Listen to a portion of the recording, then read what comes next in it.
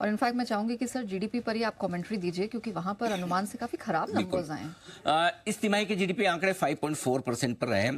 हालांकि किसी को अंदाज नहीं था कि 6% के नीचे के आंकड़े भी देखने को मिलेंगे, तो अनुमान से काफी कमजोर आते हुए दिखे।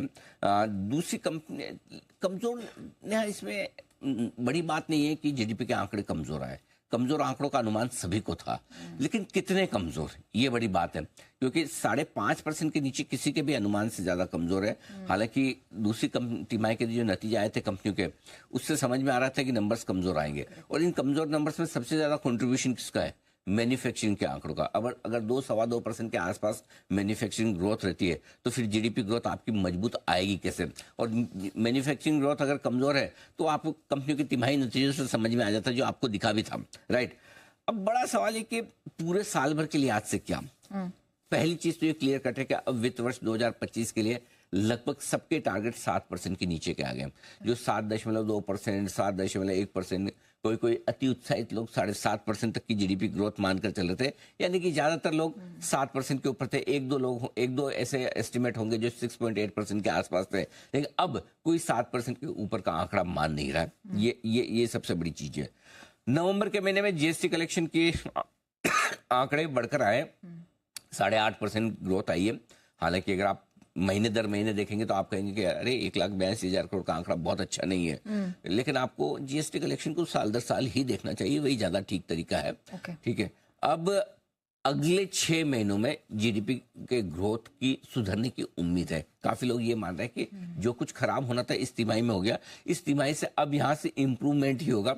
और कितना इंप्रूवमेंट होगा वही देखने वाली बात है। लेकिन जो नंबर्स आ चुके हैं वो पास्ट है, प्रेजेंट है, पास्ट है, प्रेजेंट नहीं है और फ्यूचर भी नहीं है। तो इसलिए अब आपको फ्यूचर पर देखना ये बहुत ज्यादा जरूरी है। बट नॉनदलेस नंबर्स, इसमें कोई डाउट नहीं, कमजोर हैं, ये मानकर आप चलिए। ओके तो सर अब सरकार की तरफ से, या in fact for that matter monetary policy है आरबीआई की इस हफ्ते, वो भी महत्वपूर्ण है। 6 तारीख को 4 से शुरू होकर 6 तक रहेगी।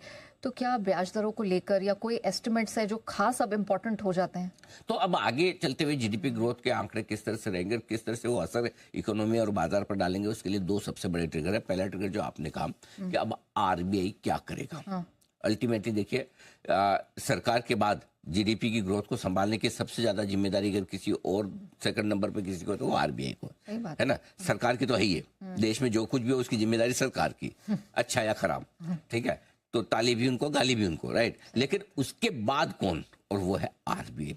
अब 2-3 चीजें जो बड़ी इंपॉर्टेंट है, जो समझने वाली है। नंबर 1, आरबीआई का एक्शन आगे क्या होगा, आरबीआई क्या करेगा। याद रहे 4 से 6 तारीख के बीच में आरबीआई की मॉनेटरी पॉलिसी की बैठक है। 6 तारीख को मॉनेटरी पॉलिसी आएगी, ब्याज दरों पर फैसला होगा।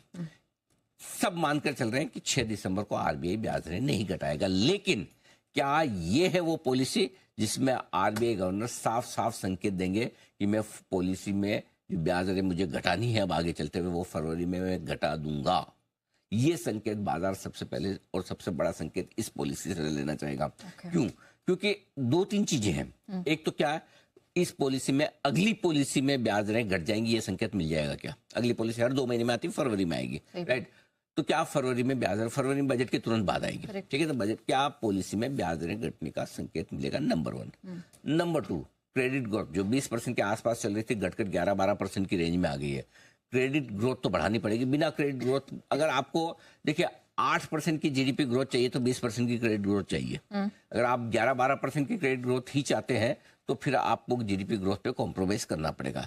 तो इस क्रेडिट ग्रोथ को बढ़ाने के लिए क्या सिस्टम में लिक्विडिटी डाली जाएगी, और सिस्टम में लिक्विडिटी डालने का सीधा सिंपल तुरंत इम्पैक्ट करने वाला तरीका, वो कहते हैं कि आप गोली खाते हो तो असर धीरे धीरे होता है, इंजेक्शन मारते हो जल्दी से हो जाता है, बॉडी में पूरी जगह दवा जल्दी फैल जाती है, राइट। तो सीआरआर कट वो इंजेक्शन है जो लिक्विडिटी ला सकता है, क्रेडिट ग्रोथ को बढ़ा सकता है। सिस्टम में बैंकों के हाथ में ज्यादा पैसा देगा, बैंक ज्यादा लेंड करेंगे तो ज्यादा क्रेडिट ग्रोथ होगी, ज्यादा क्रेडिट ग्रोथ से ज्यादा आपका जीडीपी ग्रोथ आना शुरू होगा। ये दूसरी चीज है। तीसरी चीज है, क्योंकि आरबीआई जीडीपी के इस कमजोर डेटा को देखकर इस पॉलिसी में भी ब्याज दरें घटाने पर सोच सकता था, लेकिन सोचेगा नहीं, क्योंकि पिछले महीने के जो महंगाई के आंकड़ा है वो बहुत ज्यादा है।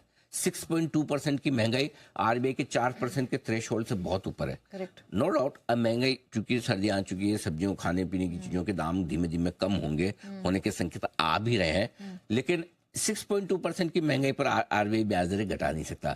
तो आरबीआई के लिए सबसे बड़ा चैलेंज है कि महंगाई को भी कंट्रोल करना है और जीडीपी को भी बढ़ाना है।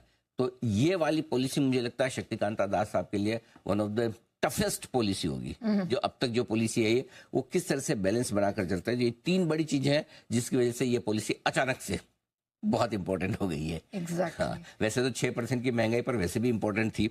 जीडीपी ग्रोथ ठंडे आने के संकेत थे तो थी तो सही, लेकिन 6.2% महंगाई और 5.4% GDP, this policy is going to be very very tough for RBI governor. True, very true. चलिए, तो उनके लिए तो अग्नि परीक्षा है, लेकिन ग्लोबल मार्केट में सर ग्लोबल से पहले एक और चीज है, क्योंकि मैंने कहा कि 2 लोग जिम्मेदार हैं ग्रोथ के लिए, एक आरबीआई दूसरा सरकार। तो आरबीआई की हमने बात कर ली, लेकिन सरकार की बात नहीं है। तो दूसरी चीज की सरकार क्या करने वाली है। सरकार के पास क्या है, कैपेक्स, और वो कैपेक्स करना बाकी है, क्योंकि 10 से 11 लाख करोड़ का जो कैपेक्स सरकार को करना है वो 5 लाख करोड़ के नीचे हुआ है अब तक का। उसकी वजह ये भी मान सकते हैं आपकी, चूंकि मई जून में चुनाव थे, इलेक्शन के पहले काम आपके कम हो जाते हैं, आचार संहिता लग जाती है, फिर 1-2 स्टेट इलेक्शन चल रहे थे, चूंकि महाराष्ट्र का इलेक्शन था और महाराष्ट्र में भी आपके महाराष्ट्र जीडीपी कंट्रीब्यूशन में सबसे बड़ा राज्य है, 15% अकेले ही दे देता है, राइट। तो इसलिए महाराष्ट्र में सब कुछ बंद था चुनाव के पहले। लेकिन अब यहां से नेहा सबसे इंपॉर्टेंट चीज है कि क्या सरकार का कैपेक्स बढ़ेगा। इसमें आगे ग्रोथ की चाबी सिर्फ और सिर्फ सरकार के पास है।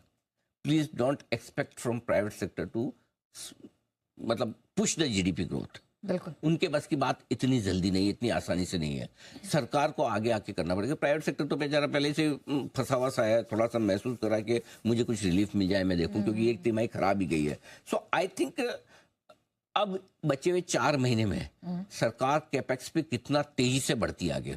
अब टाइम में खटाखट पैसा बांटो मतलब ऐसा नहीं लोगों में बांटना इंफ्रास्ट्रक्चर प्रोजेक्ट्स में बांटो, जहां जहां आपको कैपेक्स करना बाकी था, अगले 3-4 महीने में सरकार को कैपेक्स करके दिखाना है। और वो सबसे बड़ा ट्रिगर है। आरबीआई गवर्नर ने इस पॉलिसी में काटे, अगली में काटे, सीआरआर कट दे ना दे सेकेंडरी है, लेकिन सरकार के तो हाथ में पैसा पड़ा है और सरकार को खर्च करना भी है। अब आपके पास में कोई ऐसी समस्या भी नहीं, कोई ऐसा बड़ा राज्य नहीं जिसमें चुनाव हो रहे हो, जिसकी वजह से फिर से वहां पे कोड ऑफ कंडक्ट लागू हो जाए, आप ना खर्चा कर पाओ। तो अब आपके यूनियन इलेक्शन निकल गए, बड़े स्टेट इलेक्शन निकल गए।